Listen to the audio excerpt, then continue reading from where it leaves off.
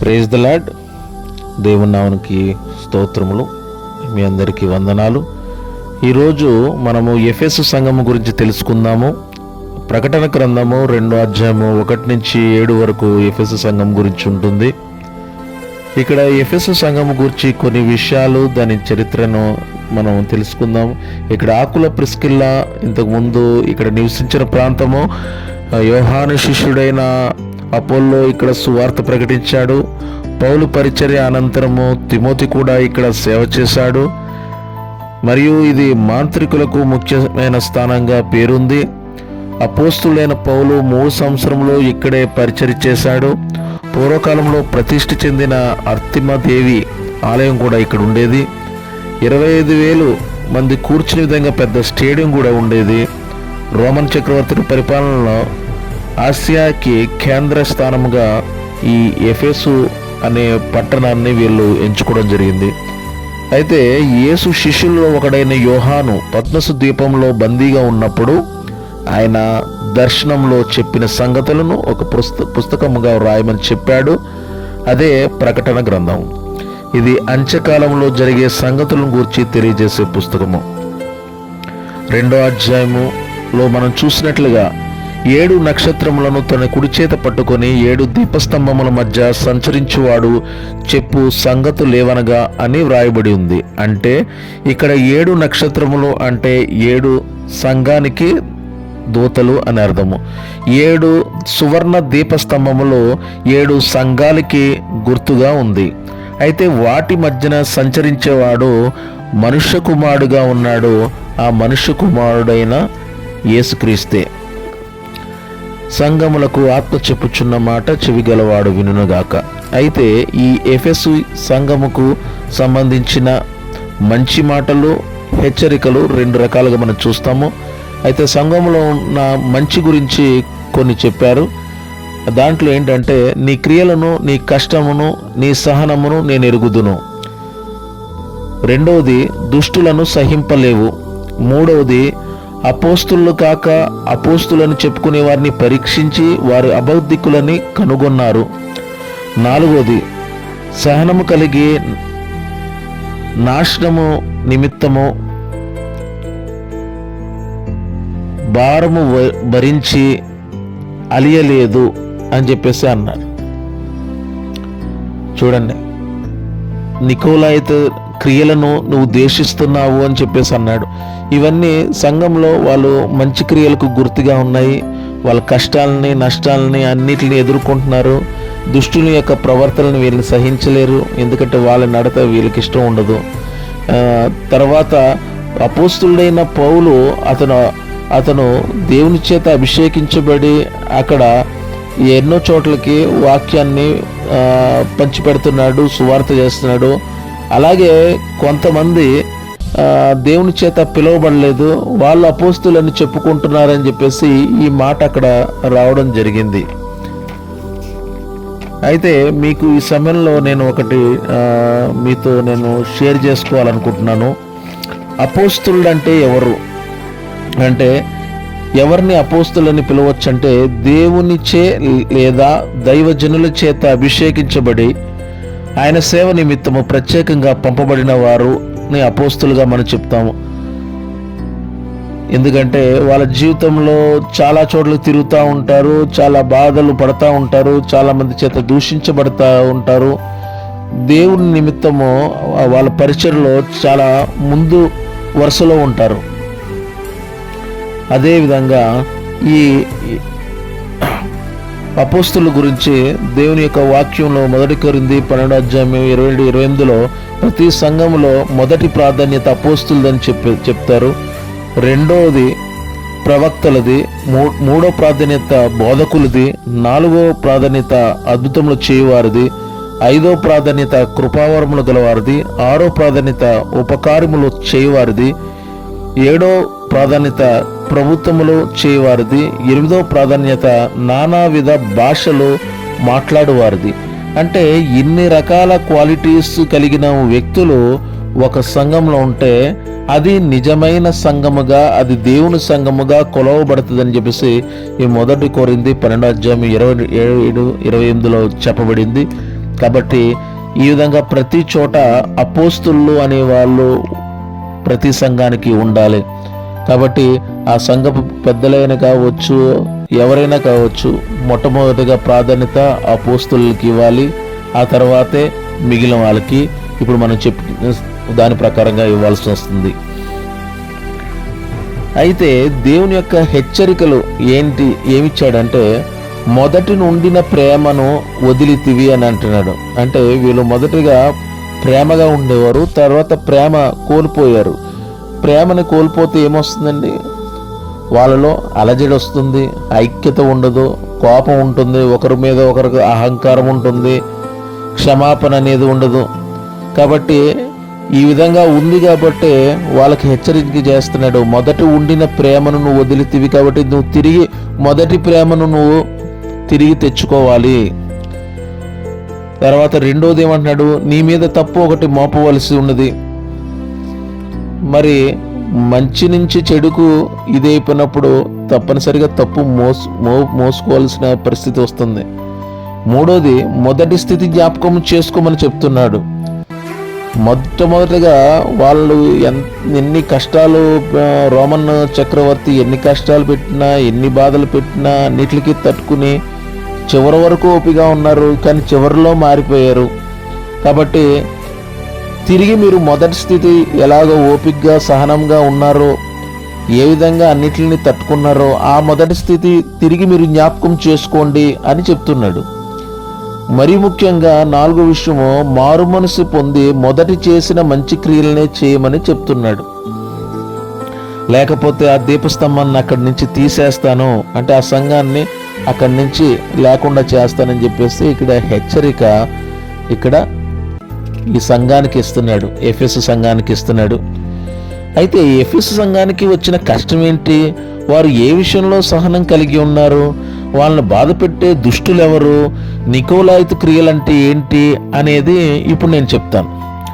ఎఫెసు పట్టణంలో ఆర్తిమిస్, రోమన్ ఆర్తిమిస్ అంటే ఆర్తిమి దేవి అనే ఒక ప్రతిమ ఉంది, ఆలయం ఉండేది. అయితే ఆ దేవతకు దేమేత్రి అనే కంసాల దగ్గర ప్రజలు వెండి గుళ్ళను చేయించి దేవతకు సమర్పించడం ద్వారా అతనికి ఎంతో కొంత లాభం వచ్చేది. ఆ లాభాన్ని రోమన్ చక్రవర్తికి యథావిధిగా ప్రతిరోజు వెళ్ళి అందిస్తూ ఉండేవాడు. పౌలు ఎప్పుడైతే ఆ ప్రదేశానికి వెళ్ళి దేవుని యొక్క 10 ఆజ్ఞల్లో ఒకటైన విగ్రహారాధన, యెహోవాకు హేయము అనే విషయాన్ని చెప్పాడో, మరియు ప్రతిమలు, విగ్రహాలు ఏవైనా సరే అవి కళ్ళుండి చూడవు, చెవులుండి వినవు, నోరుండి మాట్లాడవు అని అందరికీ వివరించాడు. ఎఫెసీ పట్టణపు ప్రజలందరూ ఏం చేశారంటే అర్తిమదేవి గుడికి వెళ్ళి వెండి గుళ్ళను సమర్పించడం మానేశారు. దాంతో ఆ కంసాలకి రాబడి లేక రోమన్ దేవతను అవమానం చేశారని చెప్పేసి రోమన్ చక్రవర్తిని రెచ్చగొట్టి ఎఫెసు పట్టణ ప్రజలను కష్టపెట్టాడు. ఈ విధంగా ఎఫెసు పట్టణంలో ప్రజలు కష్టాలు, నష్టాలు పడ్డారు. అందుకే నీ క్రియలను, నీ కష్టమును, నీ సహనమును నేను ఎరుగుదును అని చెప్పేసి దేవుడు వాక్యంలో చెప్తున్నాడు. చూడండి, బలవంతులైన దుష్టులతో వారిని కొట్టించడం జరిగింది. నికోలాయితులు అంటే ప్రజలను లోబరుచుకోవడం. నికోలాతులను అంటే ప్రజల్ని ఏదో రకంగా వాళ్ళ యొక్క బలహీనతలతో వాళ్ళని చూసి ఆ బలహీనతల మీద దెబ్బ కొట్టడం. ఒకడికి డబ్బు అవసరం వచ్చిందనుకోండి, వాడికి డబ్బు ఇచ్చి వాడిని లోబరుచుకోవడం. ఒకరికి మందు అవసరం వచ్చిందనుకోండి, వాడికి మందు ఇచ్చి వాడిని లోబరుచుకోవడం. ఇలాగా వాళ్ళ యొక్క ప్రజలను అందరినీ లోబరుచుకుంటా వాళ్ళని వాళ్ళ ఆధీనంలోకి తీసుకున్నారు. ఎందుకంటే అప్పటి వరకు వాళ్ళు ఏంటంటే పౌలు మాటలు వినేసి అందరూ రివర్స్గా ఉన్నారు. ఆ గుడికి వెళ్ళడం మానేశారు, అక్కడ వెండి గుళ్ళను సమర్పించడం మానేశారు. సో ఇలా అన్నీ చేయడం వలన వాళ్ళని ఏదో రకంగా లోబరుచుకోవాలనుకున్నారు. కాబట్టి నికోలాయితు క్రియలను వీళ్ళను ఈ పెట్టిన వాళ్ళు ఆ విధంగా వాళ్ళు చేస్తున్నా సరే వీళ్ళను ద్వేషించారు. ఓకే, ఇది కరెక్ట్ కాదు, వీళ్ళు మన మైనస్ చూసి వీళ్ళు మన ఎక్కడైతే మనకి లూప్ హోల్స్ ఉన్నాయో అవన్నీ చూసి వీళ్ళు మనల్ని దెబ్బ కొడుతున్నారు అనే విషయాన్ని చాలామంది వ్యతిరేకించారు. అలాగే దేవుడు కూడా వ్యతిరేకించాడని చెప్తున్నాడు. అయినను వారు చిత్రహింసలు భరిస్తూ దేవుణ్ణి వదిలివారు కారు. అయితే చివరిలో అందరి మనస్సు మారిపోయింది. సహనం పోయి లోక సంబంధమైన క్రియలు చేస్తా వచ్చారు. మొదటి క్రియలు మర్చిపోయారు. మొదటి స్థితి మర్చిపోయారు. మొదటి స్థితి దేవునిలో ఉన్న ఎలాగా దేవుణ్ణి ఆరాధించారు, దేవుణ్ణి గణపరిచారు, అదంతా మర్చిపోయారు.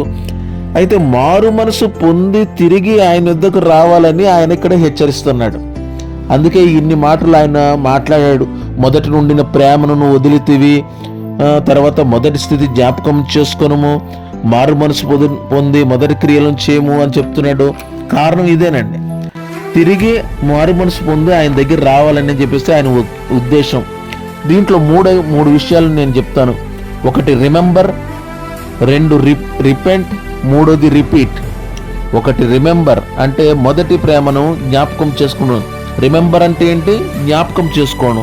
ఏం జ్ఞాపకం చేసుకోవాలి? మొదటి ప్రేమను జ్ఞాపకం చేసుకోవాలి. ఎఫెసు పట్టణపు ప్రజలు, ఎఫెసు సంఘపు ప్రజలు ఏం జ్ఞాపకం చేసుకోవాలంటే మొదటి ప్రేమను జ్ఞాపకం చేసుకోవాలి. రెండోది రిపెంట్ అంటే మారు మనసు పొందాలి. చేసిన తప్పులకు ప్రాయశ్చిత్తం పొంది మారు మనసుతో వాళ్ళు బాప్తీసం తీసుకోవాలి. మూడోది రిపీట్ అంటే తిరిగి చేయాలి. ఏం చేయాలి? మొదటి క్రియలు, మొదటి వారు చేసిన మంచి క్రియలు ఏవైతే ఉన్నాయో అవి తిరిగి చేయాలి. దేవుడు ఎఫెసు సంఘానికి చెప్పే మూడు మాటలు త్రిపులార్ అంటాం. Remember, repent, repeat. చూడండి, ఈ విషయానికి వస్తే తప్పిపోయిన కుమారుని తలపించే విషయాలు మనకు కొన్ని గుర్తుకొస్తూ ఉంటాయి. ఒక తండ్రికి 2 కుమారులు ఉంటారు. 2 కుమారుల్లో ఒక చిన్న కుమారుడు ఎప్పుడైతే తండ్రి వద్ద నుంచి ఆస్తి తీసుకుని వేరే దేశంకి వెళ్ళి అక్కడ ఆస్తిలో మొత్తం అంతా నష్టపరుచుకుని ఇష్టం వచ్చినట్టుగా ఖర్చు పెట్టేసి పందులు మేపుకునే పరిస్థితి దిగజారిపోతాడు. ఎప్పుడైతే తన యొక్క స్థితిని ఒకసారి తలంచుకుని అరే నేను ఆ తండ్రి వద్ద ఉంటే నేను ఎంతో బాగుండేవాడిని అని చెప్పేసి తన యొక్క తప్పును ఒప్పుకొని ప్రాయశ్చిత్తపడి తిరిగి తండ్రి వద్దకు బయలుదేరతాడు. ఆ మారు మనసుతో తండ్రి వద్దకి బయలుదేరినప్పుడు తండ్రి ఎప్పుడైతే తనకి ఎదురుపడతాడో ఆ తప్పిపోయిన కుమారుడిని తిరిగి తన దగ్గరికి చేర్చుకుని తన గృహంలో తన మొదటి స్థానాన్ని తిరిగి ఇస్తాడు. చూడండి, ఇక్కడ తప్పిపోయిన కుమారుడు విషయంలో ఏవైతే జరిగాయో ఆ 3 విషయాలను ఇక్కడ చూస్తున్నాం. కుమారుడు రిమెంబర్, తన మొదటి ప్రేమను జ్ఞాపకం చేసుకున్నాడు. తన తండ్రితో ఉన్న మొదటి ప్రేమను జ్ఞాపకం చేసుకున్నాడు. 2, ఈ తప్పిపోయిన కుమారుడు తను చేసిన తప్పును పట్టి తను మారు మనసు పొంది ప్రాయశ్చితం పొంది మారు మనసు పొంది తన తండ్రి దగ్గరికి తిరిగి వెళ్ళాలనుకున్నాడు. రిపీట్, 3వ విషయంకి వస్తే ఎప్పుడైతే తన తండ్రి దగ్గరికి వెళ్ళి తన తండ్రికి లోబడ్డాడో ఆ తండ్రి తిరిగి తన యొక్క గృహంలో తన కుమారుడికి ఇవ్వాల్సిన స్థానాన్ని తిరిగి ఇచ్చి మొదటి క్రియలని తిరిగి తను చేయడం జరిగింది. హల్లెలూయా. దేవుడు అదే విధంగా మన జీవితంలో మనము తప్పిపోయిన కుమారు వల్లే మనం ఉంటే ఆ మొదటి ప్రేమను మనం కూడా జ్ఞాపకం చేసుకోవాలి. మారు మనసు కూడా మనము పొందాలి. మారు మనసు లేని వాళ్ళకి మారు మనసు నిమిత్తమై వాళ్ళకి మనము బోధించాలి. అదేవిధంగా మనము ఇంతకుముందు దేవునిలో ఎంత బలంగా ఉండేవాళ్ళమో అలాంటి మొదటి క్రియలు మనము తిరిగి చేయాలని దేవుడు కోరుకుంటున్నాడు.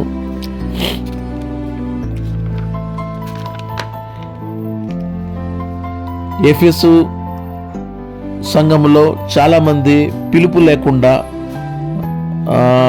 అభిషేకించబడకుండా వాక్యములు చెప్తూ సరైన దేవుని మార్గంలో నడిపింపబడకుండా అపోస్తులను పేరు పెట్టే వారిని వారి సంఘంలో ఉన్న కొంతమంది గుర్తించారు. వారు అబద్ధికులుగా వాళ్ళు పిలువబడ్డారు. వెంటనే వాళ్ళను అక్కడ సంఘం నుంచి బహిష్కరించారు. నేను ఇందాక చెప్పినట్లుగా ఏంటంటే అపోస్తులు అంటే అపోస్తులని మనం పేరు పెట్టుకోవడం కాదండి. ఇప్పుడు ఈరోజు నేను కూడా నా పేరు చాలామంది అడుగుతుంటారు, సార్ అపోస్తులు శరత్ డేవిడ్ అని ఉన్నారు కదా, మీరు పెట్టుకున్నారా అపోస్తులని? అపోస్తులని నేను పెట్టుకున్నది కాదు. డాక్టర్ డిజెస్ దినకరన్ గారు 1993లో ఆయన స్టేజ్ మీదకి పిలిచిన తర్వాత, ఆయన ఎవరో నాకు తెలియదు, శరత్ డేవిడ్ నిన్ను దేవుడు పిలుస్తున్నాడు, యేసు నిన్ను పిలుచున్నాడు అని పిలిచిన తర్వాత నేను పైకి వెళ్ళిన తర్వాత నన్ను నూనె చేత అభిషేకించి నువ్వు దేవుని యొక్క శిష్యులలో ఒకడిగా, అపోస్తులుడిగా నువ్వు సువార్త చేయాలని చెప్పేసి ఆయన అలాగ అపోస్తుల షరత్ డేవిడ్ అన్నాడు, సేవ చేయాలనే ఉద్దేశంతో. అప్పటి నుంచి చాలామంది కొంతమంది ఏంటంటే అపోస్తుల షరత్ డేవిడ్ అని అనడం జరిగింది. అలాగని చెప్పేసి బయట కొంతమందిలాగా మనం ఒక చర్చిలో ఉన్న వాళ్ళని ఇంకో చర్చిలోకి లాక్కుపోవడం కానీ, ఒక చర్చిలో ఉన్న వాళ్ళని అన్నెసరిగా ఇట్లాంటివి అనేది మనం చేయలేదు.